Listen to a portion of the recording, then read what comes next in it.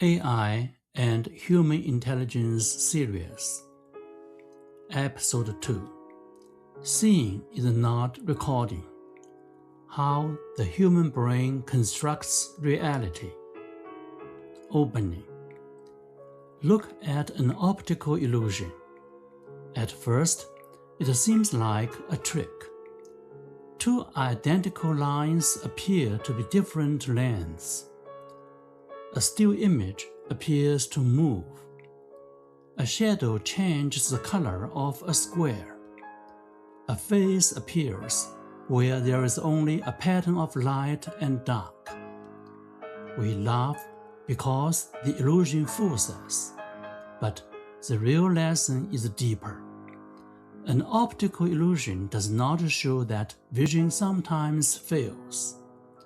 It shows how vision normally works. The brain does not passively record reality. It constructs it. Every moment of seeing is an interpretation, fast, automatic, useful, and sometimes wrong. Part 1. The eye receives light, but the brain creates meaning. The eye receives light, but we do not experience light. We experience a world. We see objects, faces, paths, dangers, tools, gestures, emotions, and possibilities. A flat image falls on the retina. From that limited signal, the brain creates depth, shape, motion, color, distance, and meaning. It fills in gaps. It corrects for lighting. It stabilizes the world even while our eyes constantly move. It predicts what should be there before all the evidence arrives. In other words, vision is not a download from the outside world. Vision is a negotiation between incoming signals and the brain's expectations. Part 2. We see with memory. Imagine walking into your kitchen at night. The room is dim. You cannot see every detail, but you still know where things are. The refrigerator is there. The table is there. The cup you left earlier may still be near the sink. You are not seeing only with your eyes. You are seeing with memory. Your brain uses past experience to complete the present scene. This is why familiar places feel rich even when visual information is incomplete. It is also why we sometimes miss what is directly in front of us. Attention shapes perception. Expectation shapes perception. Memory shapes perception. We do not see raw data. We see the world through everything we have already lived. Part 3. We see with emotion.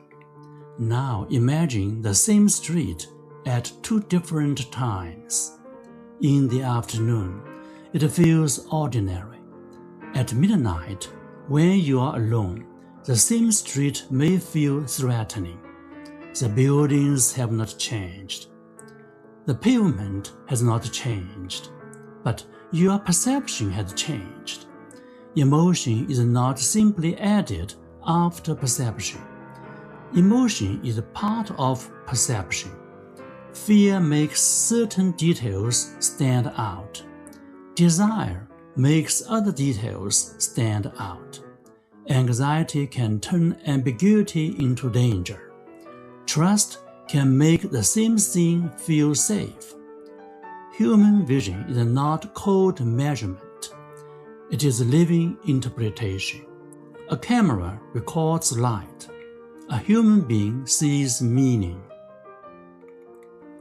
Part 4. We see for action.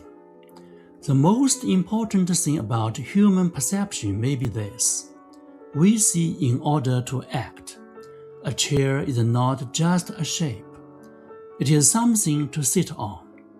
A door is not just a rectangle. It is a way through. A cup is not just an object. It is something to grasp. A staircase is not just a pattern of lines. It is a climbable path or a risk of falling. The psychologist James J. Gibson called these affordances the action possibilities that an environment offers to a perceiving body. This is why human perception is deeply connected to the body. We understand size because we have hands. We understand distance because we move. We understand balance because we can fall. We understand danger because bodies are vulnerable. Vision is not separate from life. Vision is life preparing itself for the next action. Part 5. Why this matters for AI. Now, return to artificial intelligence. Many AI systems begin with pixels, labels, and statistical patterns.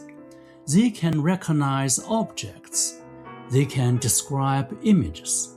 They can generate visual scenes. But human vision is not only recognition.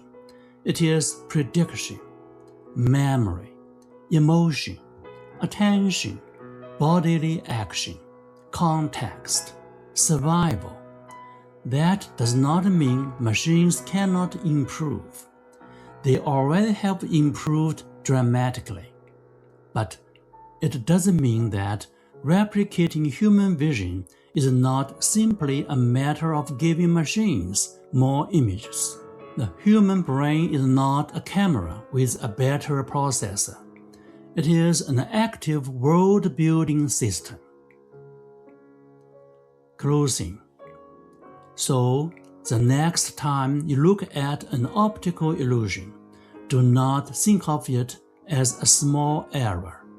Think of it as a window.